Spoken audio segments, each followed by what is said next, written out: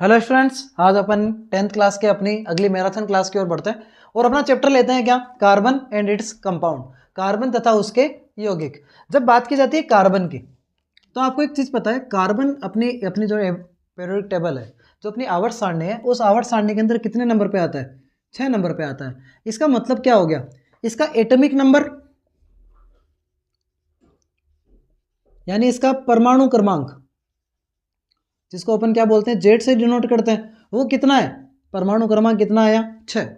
इसी के अलावा नंबर ऑफ इलेक्ट्रॉन, इलेक्ट्रॉन की संख्या वो भी कितनी है इसमें? 6 ही है। वही बात की जाए नंबर ऑफ प्रोटॉन, प्रोटॉन की संख्या वो भी इसमें कितनी है? 6। इसके अलावा नंबर ऑफ न्यूट्रॉन, न्यूट्रॉन की संख्या भी इसके अंदर कितनी रहती है? 6 ही रहती है। जब इसमें परमाणु क्रमांक इसका 6 है, इलेक्ट्रॉन की संख्या 6 है, प्रोटॉन 6 है, न्यूट्रॉन भी 6 है, तो यहां पर इसका परमाणु द्रव्यमान, जो एटॉमिक मास अपन बात करते हैं, एटॉमिक मास, परमाणु द्रव्यमान जो निकाला जाता है, किस तरह निकालते हैं? आपको याद होगा, एटॉमिक मास किसी भी एलिमेंट का कैसे निकालते हैं? Number of proton plus number of neutron, proton तथा न्यूट्रॉन का योग वो क्या कहलाता है? इसका एटॉमिक मास कहलाता है, परमाणु द्रव्यमान कहलाता है। तो कार्बन का परमाणु द्रव्यमान कितना रहेगा? प्रोटॉन कितने हैं? 6 और न्यूट्रॉन भी कितने हैं? 6। तो इसका एटॉमिक मास कितना आता है? 12 निकल के आता है। परमाणु द्रव्यमान कितना आता है? 12। तो जब इसको रिप्रेजेंट करते हैं, तो इसको शो करने का जो अपना तरीका है वो किस तरह रहता है? अपन इसी तरह रिप्रेजेंट करते हैं, ए एक्स जेड इस फॉर्म में करते हैं। तो यहाँ पर इसका रिप्रेजेंट का तरीका क्या रहेगा? 12C6, यानी इसको अपन हमेशा, कार्बन को अपन इसी फॉर्म में रिप्रेजेंट करेंगे। ये अपना कार्बन का रिप्रेजेंटेशन आ गया। अब थोड़ा सा आगे बढ़ते हैं।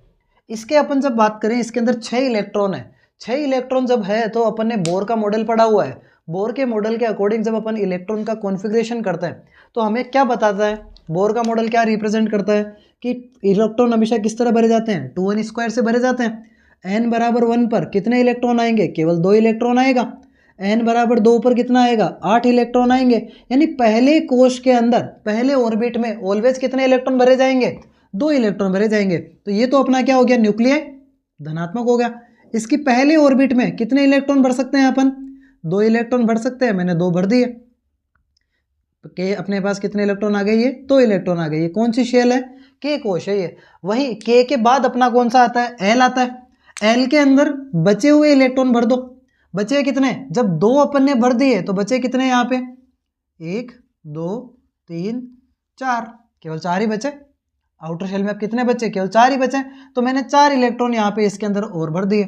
तो आप एक चीज स्पष्ट शब्दों में देख सकते हो कि जो इसकी एल शेल है, एल कोश में कितने इलेक्ट्रॉन आ रहे हैं? 4 इलेक्ट्रॉन आ रहे हैं। और हमेशा अपना जो ऑक्टेट रूल है, जो अष्टक का नियम है, वो क्या बताता है? अष्टक का नियम ये बताता है कि कोई भी परमाणु अपने आप को स्थायी बनाने के लिए अपने बाह्यतम कोश में, अपने आउटर मोस्ट शेल के अंदर ऑलवेज कितने इलेक्ट्रॉन चार रखेगा? या तो 2 या फिर कितना रखेगा? 8 रखेगा। अगर उसके पास 8 नहीं है तो वो क्या करेगा? या तो किसी से लेगा या किसी को देगा। जब वो किसी को देता है, डोनेट करता है, तो उस पर ऑलवेज क्या चार्ज आएगा? पॉजिटिव आएगा। क्योंकि जो देता है, अपन बोलते हैं ना पॉजिटिव, दातार हो गया एक तरीके से वो। जब वो दे रहा है तो क्या है? पॉजिटिव। और अगर वो किसी से ले रहा है तो उसे एक्सेप्टर बोलते हैं। यानी उसको अपन क्या बोलेंगे यहाँ पर? उस पर चार्ज क्या आ जाएगा? जो ले रहा है, लेने वाले पे चार्ज क्या आ जाता है? नेगेटिव आ जाता है। देने वाला धनात्मक, लेने वाला अपना क्या हो गया? ऋणात्मक हो गया। तो यहाँ पर एक और रूल यहाँ पे फॉलो आउट चलता है। छोटी सा कॉन्सेप्ट है, कंफ्यूज होने की जरूरत बिल्कुल भी नहीं है।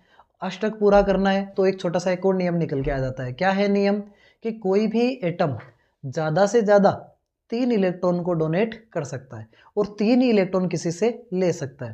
3 से ज़्यादा ना तो लिए जा सकते हैं, ना ही दिए जा सकते हैं। यहाँ पर कार्बन को कितने इलेक्ट्रॉन की जरूरत है? अगर डोनेट भी करे तो कितने करने पड़ेंगे? 4। और अगर किसी से ले तो भी कितने की जरूरत है? 4 की जरूरत है, जो कि पॉसिबल नहीं है। जब ये पॉसिबल ही नहीं है, ना तो देना पॉसिबल है ना लेना पॉसिबल है, तो यहाँ पर चार्ज का आना जाना तो पॉसिबल ही नहीं है। तो यहाँ पर क्या किया जाता है? इलेक्ट्रॉन की शेयरिंग की जाती है।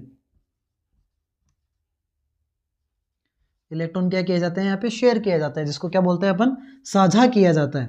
अब साझे का मतलब आप समझिए इस तरह, जैसे आप अपने क्लास के अंदर दो स्टूडेंट बैठे हैं आपके पास, एक के पास ब्लू पेन है, दूसरे के पास क्या है, रेड पेन है। दोनों बच्चों को दोनों पेन की ज़रूरत है। कुछ टाइम के लिए ब्लू वाले को रेड की ज़रूरत है और रेड वाले को किसकी ज़रूरत है, ब्लू वाले की। दोनों के पास एक एक ही है, तो क्या होगा, ये जो ब्लू वाला है वो रेड वाले की हेल्प करेगा और जो रेड वाला है वो ब्लू वाले की हेल्प करेगा, दोनों का काम चल गया ना। तो यहाँ पर भी क्या है, ये जो कार्बन है वो इलेक्ट्रॉन को क्या दे भी, इलेक्ट्रॉन की शेयरिंग कर देता है, यानी तू भी रख ले और मैं भी रख लेता हूँ। जब यहाँ पे शेयरिंग ऑफ इलेक्ट्रॉन हो रहा है तो शेयरिंग ऑफ इलेक्ट्रॉन के ड्यूरेशन में जो अपने बॉन्ड फॉर्मेशन होता है और जो बॉन्ड बनता है उस बॉन्ड को क्या बोलते हैं अपन, कोवेलेंट बॉन्ड। कार्बन के लिए कौन सा बॉन्ड बनता है, कोवेलेंट बॉन्ड। इसे क्या बोला जाता है, सह संयोजक बंध।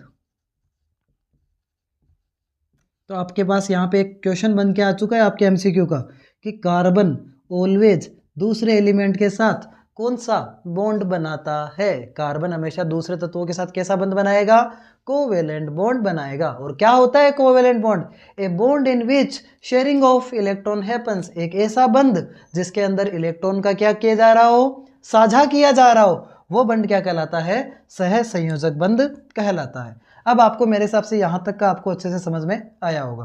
थोड़ा सा और अपन आगे चलते हैं। जब ये कार्बन अपना यहाँ पे बोरो फॉर्मेशन कर रहा है तो एक स्ट्रक्चर निकल के आती है, एक एलिमेंट है अपना क्या, CH4। इसे क्या बोला जाता है, मेथेन। इसकी स्ट्रक्चर कई बार आपसे एग्जाम में पूछी जाती है कि मेथेन की संरचना बनाइए या draw out the structure of methane. तो मेथेन की जब आपसे स्ट्रक्चर पूछी जाए तो बड़ी सिंपल सी स्ट्रक्चर है, आप ध्यान रखिएगा। इसकी जो स्ट्रक्चर है वो क्या होती है, क्वाड्रिवेलेंट होती है, चतुष्फलकीय संरचना के नाम से जानते हैं इसको। जब इसकी अपन चतुष्फलकीय संरचना बोलते हैं, टेट्रावेलेंसी इसकी जब स्ट्रक्चर बोल रहे हैं, तो चतुर्संयोजी अवस्था के अंदर यहाँ पर एक कार्बन, एक हाइड्रोजन यहाँ पे, एक हाइड्रोजन यहाँ पे, दूसरा यहाँ पे इस जगह और तीसरा अपना क्या रहता है, इस जगह। तो दो हाइड्रोजन के बीच में जो बॉन्ड गैप है वो बॉन्ड गैप ऑलवेज किस तरह रहता है, कितने डिग्री का रहता है, 109 डिग्री और 28 मिनट। ये बॉन्ड एंगल आपसे एमसीक्यू के अंदर सीधा सीधा पूछा जाता है।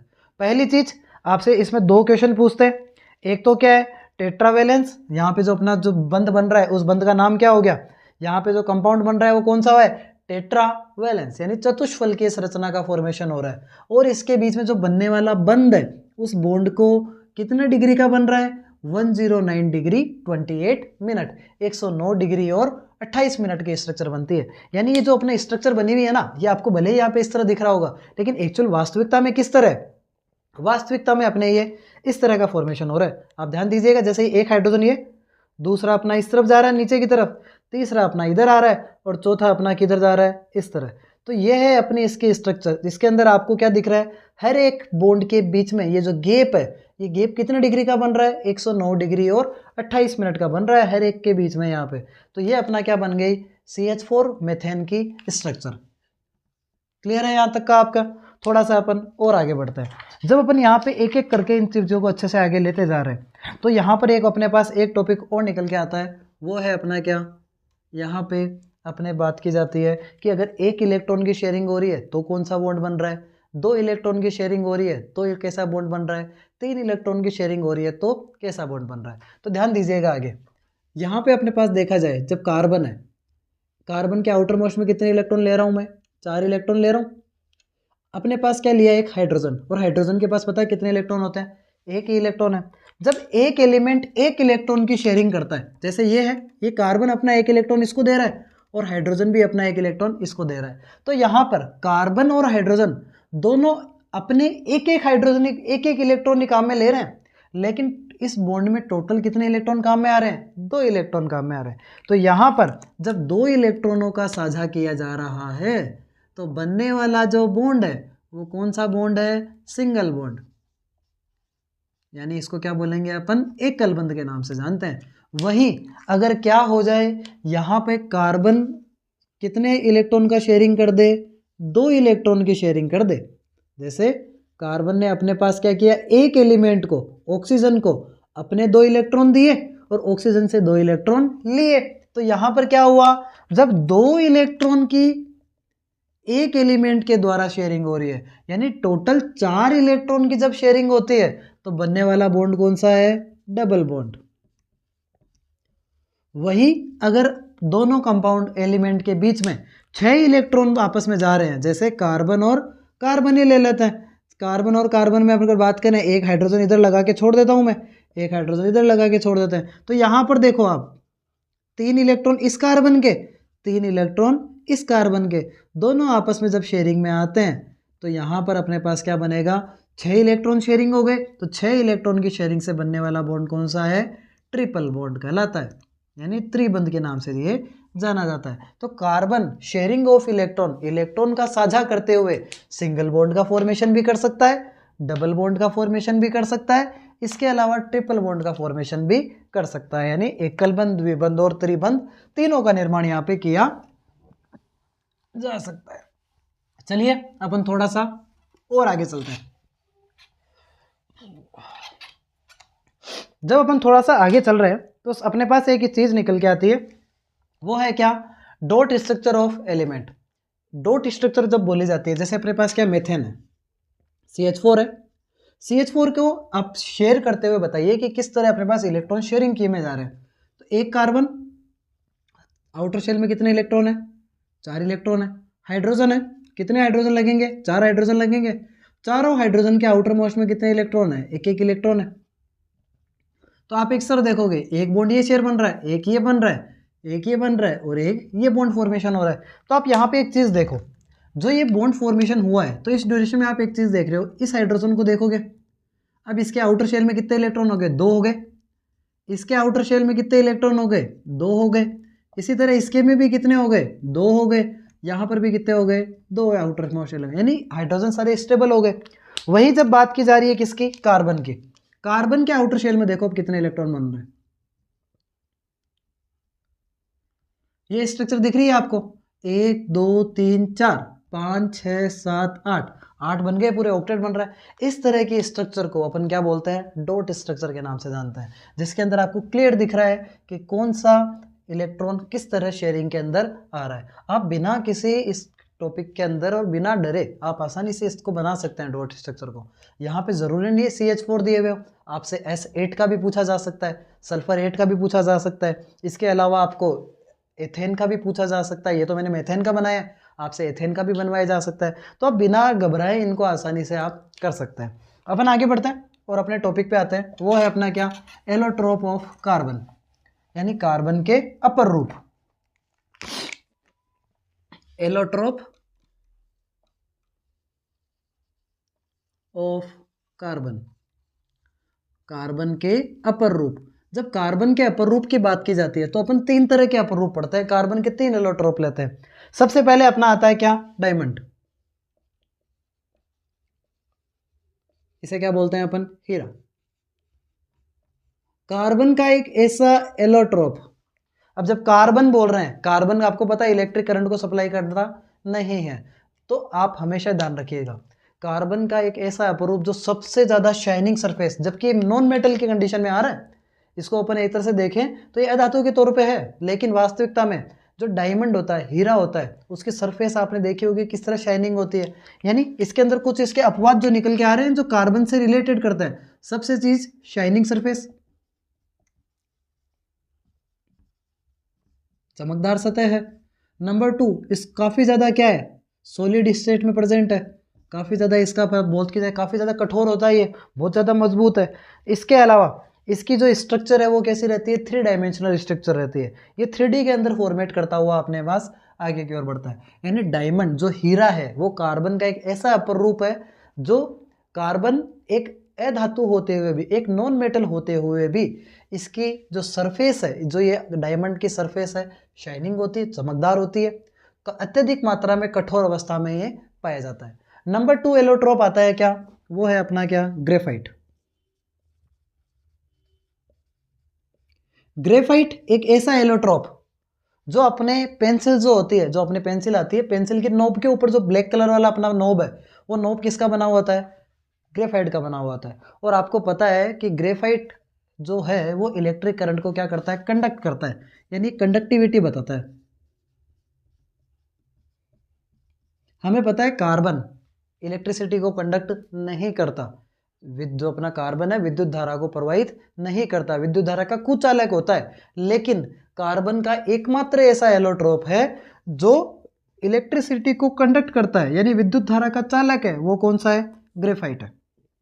ये सॉफ्ट होता है, इतना ज़्यादा हार्ड नहीं है, लेकिन ये इसकी मेजर प्रॉपर्टी ये है कि ये क्या करता है? इलेक्ट्रिसिटी को कंडक्ट करता है। नंबर थर्ड एलोट्रोप वो है अपना क्या? फुलरिन।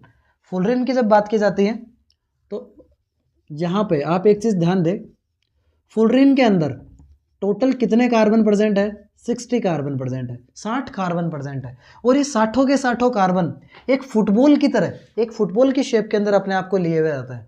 जब ये अपने आप को फुटबॉल की शेप में लिए हुए हैं, यानी एक प्रॉपर तरीके से कार्बन यहाँ पे अपने पास देखे जाए तो एक कार्बन एक पेंटावेलेंट सरफेस के अंदर, सेंटर के अंदर तो पेंटावेलेंट रहता है, बाकी आउटर पोर्श पे सारी की सारी पेंटावेलेंट और चलती हुई इस तरह का फॉर्मेशन करता है, जैसे कि अपने पास एक बक्की बॉल, एक फुटबॉल की तरह अपने को दिखने देता है। यानी फुलरिन क्या है? फुलरिन C60, यानी टोटल 60 कार्बन आपस में एक पेंटावेलेंसी के तौर पे अपने पास पेंटा सर्कल का फॉर्मेशन करते हुए एक ऐसी स्ट्रक्चर बना रहे हैं जिसके अंदर यहाँ पर आप एक चीज़ ध्यान दें कि ये जो अपनी स्ट्रक्चर बनती है, इस स्ट्रक्चर के अंदर हर एक कार्बन अपने साथ इस तरह जुड़ता है कि एक अपने पास क्लोज सरफेस का फॉर्मेशन होता है, और उस क्लोज सरफेस के अंदर टोटल 5 कार्बन आपको एक साथ जुड़े हुए दिखाई देते हैं। तो ये अपने क्या कहलाते हैं? तीनों के तीनों इसको क्या? एलोट्रोप। इतना ज़्यादा इंपॉर्टेंट वैसे है नहीं है ये, इसको आप आसानी से कर सकते हो। इसके बाद एक टॉपिक आता है जो अपनी किससे रिलेटेड है? वो अपनी क्या? कार्बन की चेन से रिलेटेड है। होमोजीनियस और हेट्रोजीनियस अपने पास इसकी रेंज को, चेन को फॉर्मेशन करते हुए इसके IUPAC नाम अपने हैं। वो IUPAC नाम मैंने ऑलरेडी आपको एक अलग से वीडियो के अंदर एक्सप्लेन कर रखे हैं सारे के सारे। मैं उम्मीद करता हूँ कि आप सभी वहाँ से पढ़कर अपने आप को यहाँ से क्लियर करेंगे। और अपन थोड़ा सा आगे बढ़ते हैं। मैं सेचुरेटेड और अनसेचुरेटेड कार्बन पे नहीं जा रहा हूँ क्योंकि अपन ऑलरेडी कर चुके हैं इन सब चीज़ों को। मैं सारी की सारी चीज़ों पे आ रहा हूँ। वो है क्या? अपने पास chemical properties of carbon compound. Carbon जितने भी यौगिक है उनकी केमिकल प्रॉपर्टीज, रासायनिक गुणधर्म की। जब बात करते हैं रासायनिक गुणधर्म में तो सबसे पहला आता है बर्निंग, यानी दहन अभिक्रिया, बर्निंग रिएक्शन या दहन रिएक्शन। तो आपको पता है ये ऑलरेडी रिएक्शन आप कर चुके हो। जब कार्बन को ऑक्सीजन की उच्च मात्रा में जलाया जाता है तो आपको पता है क्या निकलता है? जब कार्बन को ऑक्सीजन की अधिक मात्रा में जलाया जाता है तो कार्बन डाइऑक्साइड बनता है। वहीं कार्बन को ऑक्सीजन की कम मात्रा में जलाया जाता है तो क्या बनता है? कार्बन मोनोऑक्साइड बनता है। और कार्बन मोनोऑक्साइड आपको पता है कितनी ज़्यादा हार्मफुल होती है, काफ़ी ज़्यादा हार्मफुल रिएक्शन है। तो हमेशा ध्यान रखिएगा, जब कार्बन या कार्बन के एलिमेंट को ऑक्सीजन की ज़्यादा मात्रा में जलाओगे तो क्या बनेगी? Carbon dioxide. और कार्बन को ऑक्सीजन की कम मात्रा में जब दहन कराओगे, जलाओगे, तो क्या बनेगा? Carbon monoxide reaction. नंबर 2 आती है रिएक्शन इसकी क्या? ऑक्सीडेशन। अब बात की जा रही है ऑक्सीडेशन की। ऑक्सीडेशन का मतलब क्या है? ऑक्सीजन का जुड़ना। ऑक्सीजन कहाँ जुड़ेगा? आप अगर मैं क्या करूं, एथेनॉल को, क्या लिया जा रहा है? एथेनॉल।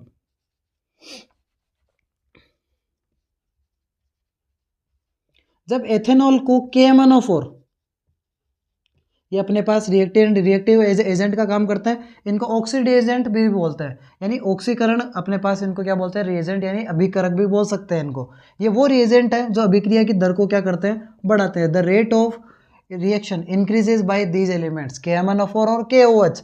जब ये अपने पास किसी भी केमिकल, जब अपन एथेनॉल को KMnO4 की प्रेजेंट पे हीट करते हैं, गर्म करते हैं, तो क्या होगा? एक ऑक्सीजन यहाँ पे जुड़ जाता है और क्या बनता है? एथेनोइक अम्ल, एथेनोइक एसिड। किस तरह बन रहा है? ध्यान दीजिएगा आगे। एथेनॉल का फॉर्मूला क्या होता है? CH3CH2OH। जब इसको अपन बर्न करा रहे हैं KMnO4 के प्रेजेंट में, पोटेंशियल पर मैग्नेट की प्रेजेंस में, साथ में KOH लेकर अपन क्या ले रहे हैं? इसको हीट कराते हैं, तो क्या बन रहा है? CH3CH2OH। ये बन रहा है, सॉरी, CH3COOH, CH3COOH। ये अपना क्या बन रहा है यहाँ पे? Ethanoic acid. और साथ में क्या निकलता है? H2O, वाटर का फॉर्मेशन हो रहा है।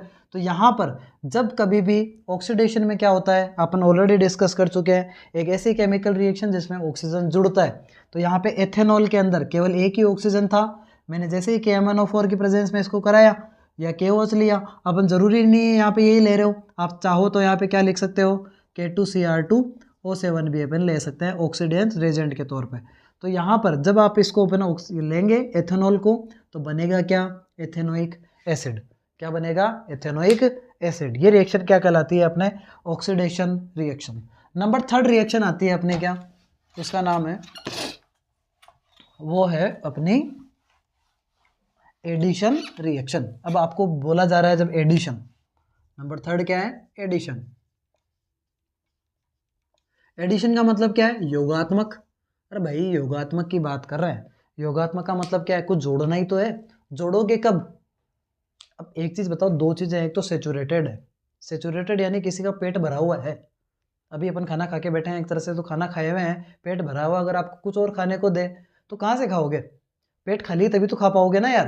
तो जब अपना क्या है, अनसेचुरेटेड हाइड्रोकार्बन है, अनसेचुरेटेड यानी डबल बॉन्ड वाला या ट्रिपल बॉन्ड वाला, जब किसी अनसेचुरेटेड हाइड्रोकार्बन में अपन हाइड्रोजन जोड़ते हैं निकल की प्रेजेंट में, किसकी प्रेजेंट में, निकल के प्रेजेंट में, जब किसी अनसेचुरेटेड हाइड्रोकार्बन में हाइड्रोजन को निकल की प्रेजेंस में जोड़ा जाता है तो हमेशा क्या बनता है, सेचुरेटेड हाइड्रोकार्बन का फॉर्मेशन होता है। जब असंतृप्त हाइड्रोकार्बन को निकल की उपस्थिति में हाइड्रोजन के साथ अभिक्रिया करवाई जाती है तो हमें सदैव एक संतृप्त हाइड्रोकार्बन का निर्माण होता हुआ दिखाई देता है। किस तरह, ध्यान दीजिएगा आगे, जैसे क्या है, C डबल बॉन्ड C, इधर भी अपना क्या लगा हुआ है H, यहाँ पे भी H लगा देते हैं, यहाँ भी H छोड़ देते हैं और यहाँ पे भी क्या करते हैं H। ये क्या है, एथेन, एथीन है, क्या है ये, एथीन है, डबल बॉन्ड के साथ है। जब मैं इसकी अभिक्रिया किसके साथ करा रहा हूँ, हाइड्रोजन के साथ, किसकी प्रेजेंस में, निकल के प्रेजेंट में, और साथ में क्या कर रहा हूँ, हीट कर रहा हूँ। जब मैं इसके निकल के प्रेजेंट में क्या करा रहा हूँ, हीट दे रहा हूँ, और ये हीट भी कितने सेंटीमीटर अपने केल्विन लिया हुआ है, 473 केल्विन पे लिया हुआ है। ये आप याद रखो तो भी ठीक है, नहीं तो भी कोई दिक्कत नहीं है। यानी जब अनसेचुरेटेड हाइड्रोकार्बन की अभिक्रिया हाइड्रोजन के साथ करवा रहे हैं तो ये बॉन्ड क्या करेगा, ब्रेक होगा। किस तरह ब्रेक होगा, ये जो डबल बॉन्ड है ये यहाँ से क्या करेगा, ब्रेक डाउन जाएगा। जैसे ये ब्रेक होगा तो इस कार्बन की एक वैलेंसी खाली होगी, इसी तरह इस कार्बन की एक भी वैलेंस खाली होगी। तो होगा क्या, यहाँ पर ये कार्बन दोनों का एक बॉन्ड तो ऐसा ही रहेगा, 2 हाइड्रोजन आपको पता लगे हुए थे, इस तरह यहाँ पर भी एक हाइड्रोजन लग जाएगा और यहाँ पर भी क्या करेगा, एक हाइड्रोजन लग जाएगा। बना क्या, एथेन। और अपन अगर सिंपल देखें तो डबल बॉन्ड को हटकर क्या बन गया, सिंगल बॉन्ड। तो अगर यहाँ पे सोचो ट्रिपल बॉन्ड होता, त्रिबंध वाला होता तो क्या होता, जब त्रिबंध वाला लेते तो त्रिबंध से पहले क्या बनता, डबल बॉन्ड, डबल बॉन्ड के बाद क्या बनता, सिंगल बॉन्ड। तो किसी भी अनसेचुरेटेड हाइड्रोकार्बन को सेचुरेटेड हाइड्रोकार्बन में कन्वर्ट करने की जो मेथड है उसे अपन क्या बोलते हैं, एडिशन केमिकल रिएक्शन, योगात्मक अभिक्रिया। मेरे हिसाब से आपको समझ में आ गई होगी अब तो, ये जोड़ना है कुल मिला के बात ये यहाँ पे। नंबर 4 आती है अपनी क्या, उसका नाम है अपना substitution reaction. Substitution reaction, substitution यानी विस्थापन अभिक्रिया। विस्थापन यानी किसी को हटाना है, किसी को क्या करना है, हटाना है। और हटाएगा कौन, एक तरह से रिएक्टिव एलिमेंट ही हटाएगा। तो आप एक चीज देखो, सब्स्टिट्यूशन रिएक्शन का मतलब हो गया जब कोई तत्व किसी अन्य तत्व को हटाकर उसकी जगह पे जा रहा है, वह रिएक्शन क्या कहलाती है, सब्स्टिट्यूशन रिएक्शन कहलाती है। जैसे आ जाओ क्या, मेथेन लेता हूँ, CH4 है, CH4 को मैंने अभिक्रिया कराई किसके साथ, Cl2 के साथ। जैसे ही मैंने Cl2 के साथ अभिक्रिया कराई, किसकी प्रेजेंस में कराओगे, कुछ ना कुछ तो चाहिए होगा। तो यहां पर अपन ले लेते हैं क्या, सनलाइट, सूर्य का प्रकाश। जब एथेन की अभिक्रिया क्लोरीन के साथ सूर्य के प्रकाश की उपस्थिति में करवाई जाती है तो देखो क्या हो रहा है, ये जो कार्बन था इसी तरह था बेचारा, है ना, ये वाला बॉन्ड टूटेगा, इधर से क्लोरीन और क्लोरीन के बीच में भी इस बॉन्ड था तो वाला बॉन्ड टूटेगा। जब ये बॉन्ड टूट रहा है तो एक H और एक Cl क्या कर रहा है, भाग रहा है यहाँ से। जब एक H और Cl भाग रहा है तो निकल कौन रहा है, HCl बाहर निकला, बना क्या, CH3Cl। क्या बना, CH3Cl। अब इस अभिक्रिया को रोको मत आप, एक बार फिर से आप क्या ले लो, क्लोरीन ले लो और साथ में सनलाइट दे दो तो एक और बाहर निकल जाएगा, यानी प्लस का HCl वापस बाहर, क्या बनेगा, CH2Cl2। फिर वापस ले लो, जब तक हाइड्रोजन तब तक करवाए जाओ सनलाइट, तो क्या बनेगा, CHCl3। फिर ले लो तो क्या बन जाएगा, यहाँ पे वापस अपने जब Cl2 लोगे सनलाइट की उपस्थिति में तो CCl4 कार्बन टेट्रा क्लोराइड। इस अभिक्रिया के लास्ट में क्या बनता है? कार्बन टेट्रा क्लोराइड, यानी एक कार्बन और 4 क्या लग रहे हैं? क्लोरीन। तो क्या बन गया अपना? Carbon tetrachloride. ये रिएक्शन बड़ी सिंपल सी है, बस आपको क्या करना है, एक हाइड्रोजन को हटाना है, क्लोरीन जोड़ना है, हाइड्रोजन हटाना है, जोड़ना है, यानी एक एक ही करना है, ऐसे नहीं कि सारे एक साथ ही हटा कर रख दो, ये तो वही बात हो जाएगी। वरना अपन ने क्या लिया, क्वेश्चन लिखा, डायरेक्ट आंसर टेक रहे हो, आपका 4 नंबर का क्वेश्चन था, नंबर मिला आपने 1.5, 1 नंबर भी नहीं मिला और बाहर आके बोल रहे हो यार अपने साथ ये क्या हो गया। तो स्टेप बाय स्टेप चलो, वो ज़्यादा बेटर अपने पास वही है। तो अपने पास क्या बना, जब एथेन था, एथेन के अंदर मैंने सनलाइट की उपस्थिति में जब क्लोरीन के साथ रिएक्शन कराई तो अपने पास स्टेप बाय स्टेप चलते गए, लास्ट में जाके अपने को क्या मिला? Carbon tetra chloride. ये आपके पास क्या हो गई? एक नॉर्मल सी रिएक्शन निकल के बाहर आ गई। क्या है आपको हमारे हिसाब से यहाँ तक किसी को कोई दिक्कत होगी नहीं? चलिएगा, अब अपन एक मोस्ट इंपॉर्टेंट रिएक्शन की ओर बढ़ रहे हैं जिसका नाम है क्या? Esterification reaction.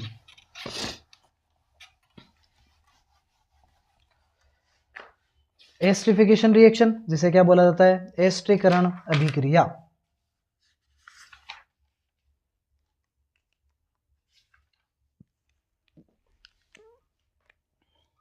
ESTERIFICATION, esterification reaction यानी एस्टरीकरण अभिक्रिया। सबसे पहले जब एस्टरीकरण रिएक्शन की जब बात की जाती है तो एस्टर क्या होता है? एस्टर एक ऐसे एलिमेंट जिसमें इधर भी एल्केन लगा हुआ है, बीच में दो क्या हो? ऑक्सीजन हो, और दूसरी तरफ भी क्या हो? आर हो, यानी एल्केन एल्केन और बीच में दो जगह दो ऑक्सीजन साथ में लगे हुए हो, उसे क्या बोलते हैं अपन? एस्टर बोलते हैं। होगा क्या? दो चीजें हैं आपके पास, एक तो एथेनॉल है और दूसरा है एथेनोइक एसिड। साथ में ले रहा हूं मैं, पहले ले रहा हूं क्या? जैसे एथेनॉल CH3COOH, ये अब तो क्या हो गया अपना? Ethanoic acid. एथेनोइक एसिड, जब एथेनोइक एसिड की रिएक्शन किसके साथ करवा रहे हैं? एथेनॉल के साथ।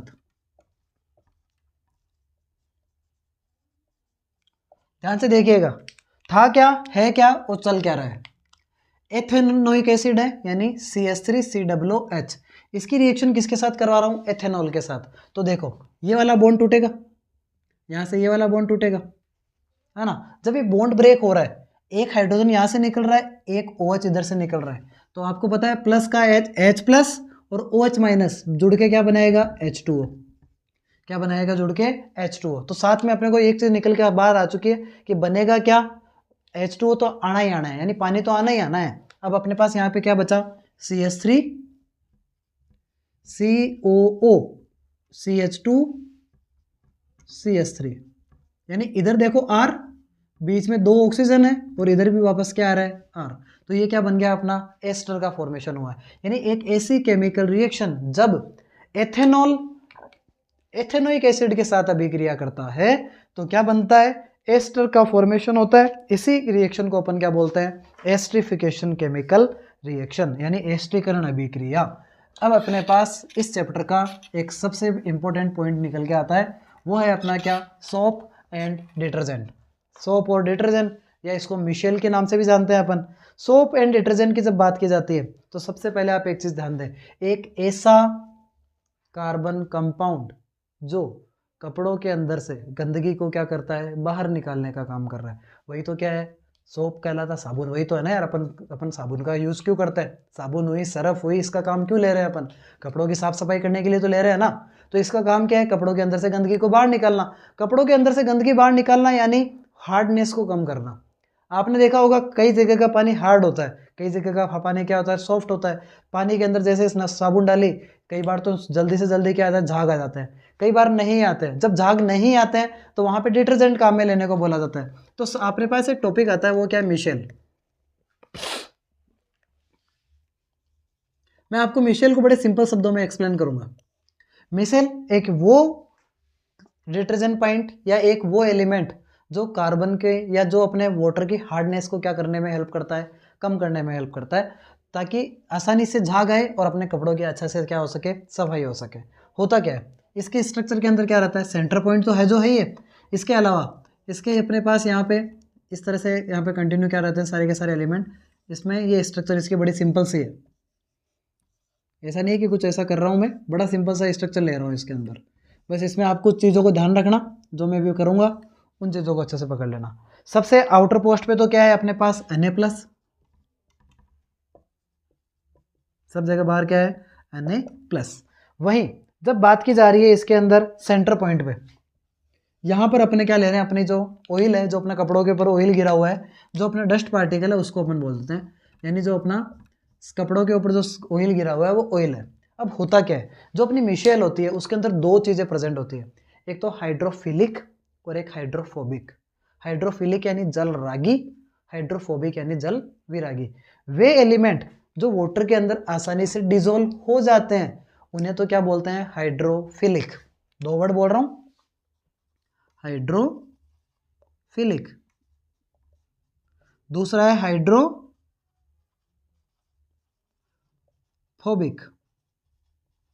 हाइड्रोफिलिक यानी जल रागी और हाइड्रोफोबिक यानी जल विरागी। जो जल रागी वाले हैं यानी जल के अंदर आसानी से मिल जाते हैं, हाइड्रोफोबिक जो जल के अंदर नहीं मिलते हैं। तो क्या होगा, जब अपने पास जो अपना कपड़े के ऊपर डस्ट या ऑयल पार्टिकल गए हुए हैं, इसके अंदर ये जो अपना डस्ट पार्टिकल है इसके अंदर क्या करेंगे, ये हाइड्रोफिलिक और हाइड्रोफोबिक पार्ट एक तो क्या करेगा, वाटर के साथ अट्रैक्ट करते हुए उसके अंदर जुड़ने का कोशिश करेगा, और जो जल विरागी हिस्सा है, जो हाइड्रोफोबिक पार्ट है, वो उस ऑयल वाले पार्टिकल को खींच कर क्या करेगा, बाहर निकालेगा। जब वो अपने पास ये हाइड्रोफिलिक हिस्सा जब आपस में जुड़ रहा है वहाँ पे, तो वहाँ पे अपने पास ये क्या बन रही है, ऑटोमेटिक ही वहाँ पे झाग का निर्माण होगा, और वो उस जो गंदगी है, जो उस ऑयल को उसको पकड़ के क्या कर देते हैं, वो बाहर निकालने का काम कर देते हैं।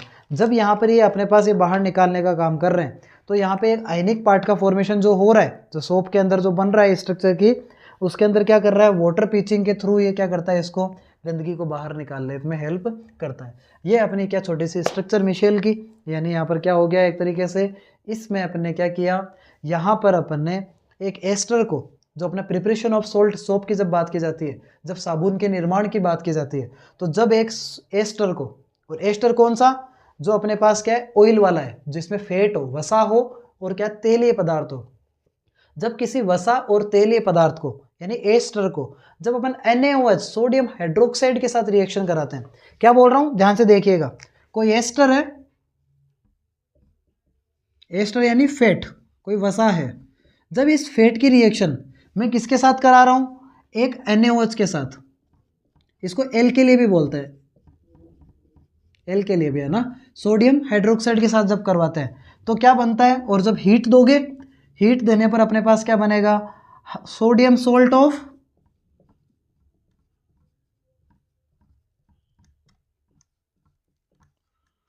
Fatty acid.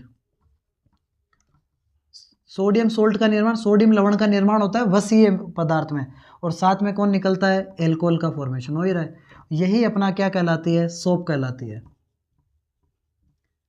साबुन क्या है, जब आपसे पूछा जाए कि what do you mean by soap, साबुन का मीनिंग क्या है, तो साबुन क्या है, sodium salt of fatty acid, यानी जो अपना फैटी एसिड है, वसीय अम्ल का सोडियम लवण, वो क्या कहलाती है, अपनी साबुन होती है। आई होप आपको ये पूरा का पूरा टॉपिक समझ में आया होगा। बाकी मिलते हैं अपन नेक्स्ट अपने मैराथन क्लास में, तब तक के लिए thank you, have a nice day students.